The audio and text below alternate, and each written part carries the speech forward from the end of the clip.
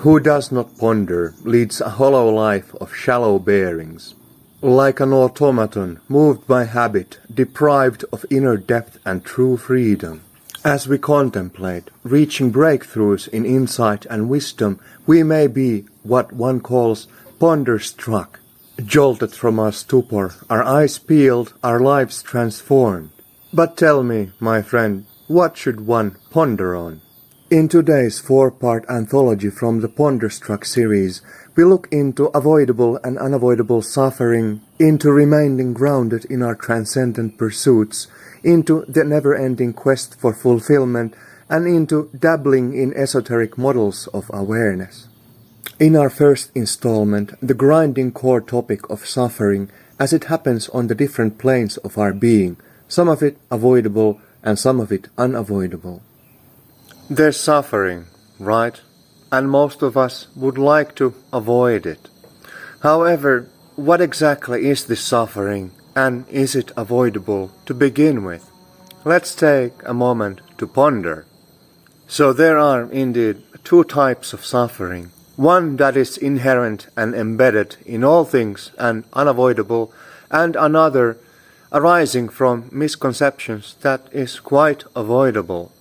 The unavoidable suffering we encounter on many planes of our existence. This physical body of ours, with all of its pains, aches, ailments, and urges, is a source of suffering. No matter how well we may take care of it, supplement, pamper, live impeccable lifestyles, it will still dish out a serving of suffering for us. Then, in our emotional being, we have our joys and sorrows, excitements and disappointments, there as potential catalysts for our progress. Our primary emotions arise naturally from encounters with the environment, and they are unavoidable.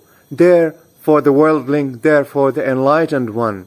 They are a part of our living reality. Then, in your rational being, your process of thought formation, there is suffering there, with all the conflicts you encounter. Granted, in time, as your awareness and your frame of thinking organizes into a more harmonic whole, there will be a reduction, but suffering and collisions there will be, unavoidably. Then your sense of identity, the egos you latch onto, now there is a significant source of suffering. When your sense of self is challenged by the world, begins to crack at its seams, no longer holds together by the glue you've used to patch it together, now there is a suffering without a parallel. This existential anxiety, your compulsion to preserve your finite sense of self, is a claustrophobic torture chamber of some proportions. With the last of our quadret of sources of suffering, we are approaching the realm of suffering that is avoidable. Your physical being, it aches as it aches until you die. Your field of emotions bouncing positive and negative in diverse flavors as the environment makes you reflect. Your rational mind making sense of the world you encounter, there is a certain grind there. Your identity roles, the aggregations of your living experience, they too have a certain imperative for self-preservation, naturally. So that's all there, and those are the unavoidable sufferings. The avoidable suffering, the greatest of all sufferings, is overcome by dispelling your illusions and living in raw actuality. Not clinging to a sense of permanence in a world where there is none, where all things are in constant change. When you allow for the natural passage of all things, you eliminate the suffering born from your attempts to freeze the flux of time. And when you yourself are flexible, a fluid self-construct consciousness cycling through a spectrum of roles, embracing and releasing as required, with that your self-born suffering itself is released and eliminated. Then in short, there is unavoidable suffering inherent to the different planes of your being. Embrace those as a matter of your evolutionary catalysts. Then avoidable suffering born of your clinging to deceptions and hallucinations, do try to overcome those. You need not add to the burdens of life by living in a network of lies. Let the truth of actuality itself, seen plainly raw, things as they are, relieve you from the burdens born of hallucinations. In our second installment, on remaining grounded in our transcendent pursuits, remaining integrated and operational in the world even as we reach beyond our finite concepts of life and existence. As we reach beyond the finite self, exploring awareness broader and deeper than our day-to-day lives, how do we ensure that people and the world do not just walk all over us? It's actually quite common, this sort of dissociation that makes you vulnerable, a certain leap to a false transcendence, premature, ungrounded. Someone comes to you, you are not this body, you are of transcendence, this world is an illusion, therefore give me all your money. Well, okay then, here you go. That's obviously not the way it can function. Let us then recognize that yes, there are planes of awareness beyond your physical identity and your presence in this world, and at the same time this world too has a certain identity, presence and reality. Each one of your planes of being, physical, emotional, intellectual, and even your identity, they have a certain presence and a certain integrity that deserves to be maintained. It's simply that we are not obsessed by them anymore, mesmerized and entangled. Instead, we are operating them, we are in them, we are not them in themselves as our genuine permanent being. It's not that just because I am not my vehicle, you get to scratch it at will or hijack it and drive it against the wall. That's not the way any of this works. It's not that detachment means letting go of it to be freely scavenged and exploited by others.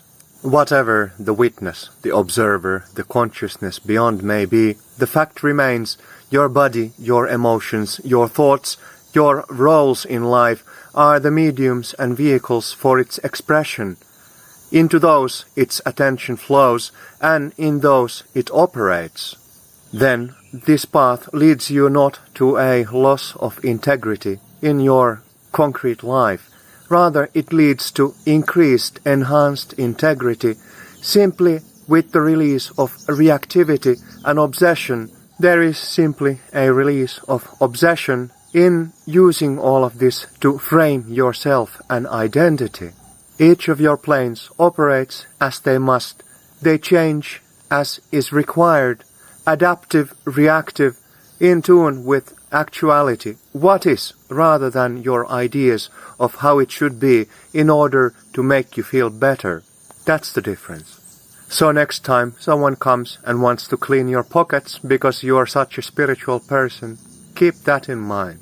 In our third installment, into the never-ending quest for elusive fulfillment, and how even the mightiest of men remain dissatisfied even having attained the fulfillment of their desired objectives.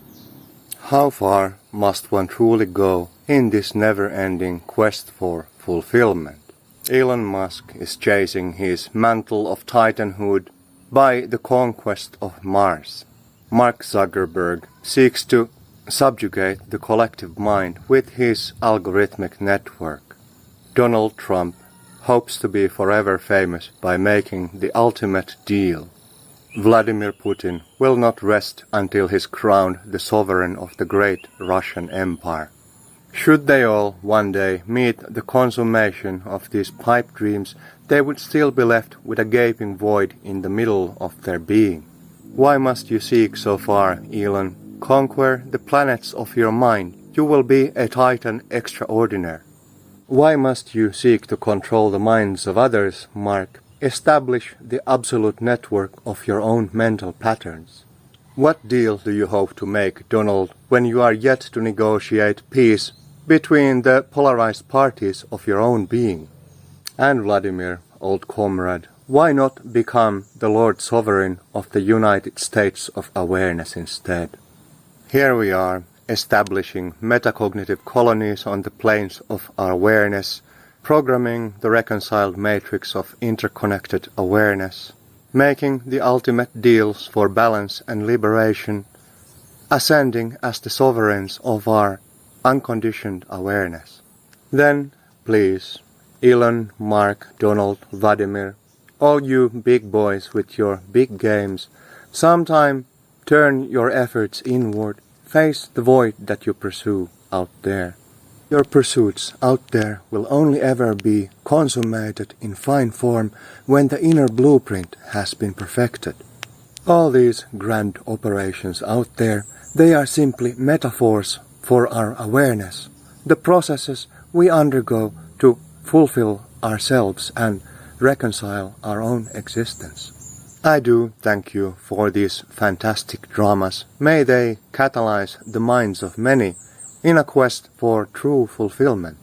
Even there, in the absolute consummation of our inner workings, we must yet resign from ownership, from trying to jail all of that into our subjective prisons. There is only ever peace when you resign from the finite self and its agendas, releasing yourself with your all into a natural expression of what is, like an immaculate mirror of reality. Design not yourself, make not too many designs, allow for the natural emergence of the fullness of potentials that you carry. That's all, folks. Keep it real. In our fourth and final installment into dealing with esoteric models of insight, from psychosomatic energy centers to angelic trees of life and mappings of internal alchemy. If we engage them, then let us seek the living essence they encode, not weaving imaginary worlds disconnected from what is. Mystic maps and diagrams, esoteric flowcharts, depictions of dimensional cosmology, it all makes you ponder.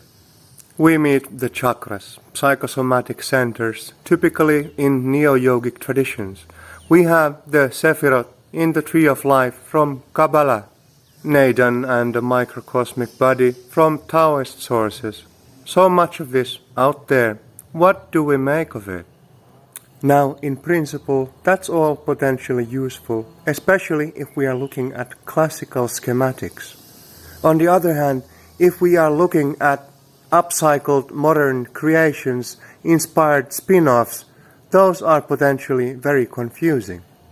The bottom line is, these are all fields and dynamisms of awareness itself, consciousness and its descent into the realm of forms. Even mythic creation narratives, metaphysical emanation frameworks, these deal less with cosmogenesis and more with cognogenesis, the origins of awareness itself. Where it all goes sideways and becomes unrooted is when people begin to develop these in the fields of their imagination and intellect, rather than taking them as substance to be explored, experimented, and directly witnessed in the laboratory of your consciousness. Do not look at these mappings as external blueprints, something you should download and program into your consciousness. No, take it the other way around. Start looking into what is in your consciousness and how it correlates with these mappings. That will help it all make a world more of sense. Our archetypal fields of awareness, primary facets of consciousness, they do fall into a basic lay of the land, as all things do. On the horizontal plane, in the realm of processes, we have cascades. Something was before, something followed after. On the vertical axis, we have the parent operators on a plane more abstract, and we have the children, progeny, compositions from particular fields. And with all of this, there are sequences, and there are pairings, couplings, contrasts, and complements. Then find these interrelations, map the connections between your fields and nodes of awareness. Then look at them in terms of basic dynamisms, expanding, contracting, splitting, joining, open, closed, excessive, deficient, increasing, decreasing, or balanced, in a stable state. When the innate framework of awareness itself becomes your instrument for reading and recognition, all the million esoteric schematics will make a world more sense to you.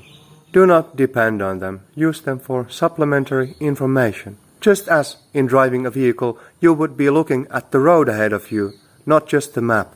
Further, allow the big picture of your awareness and existence be self-emergent, rather than prescribed by a particular schematic. There's no telling if it's actually accurate or not. Better you rely on what you can directly experience. It's ever a work in progress. Just enjoy the unfolding. Do not crave for the big picture all at once. Real big picture only ever unfolds when you've rotated through the entire spectrum of your living experience. With this, our anthology from Ponderstruck in 4 parts is a wrap. We've touched on the nature of suffering, on integrated transcendence, on genuine fulfillment, and on esoteric guidelines. Plenty there to ponder on. May these seeds lead to ever-broadening and deepening realizations. Be well.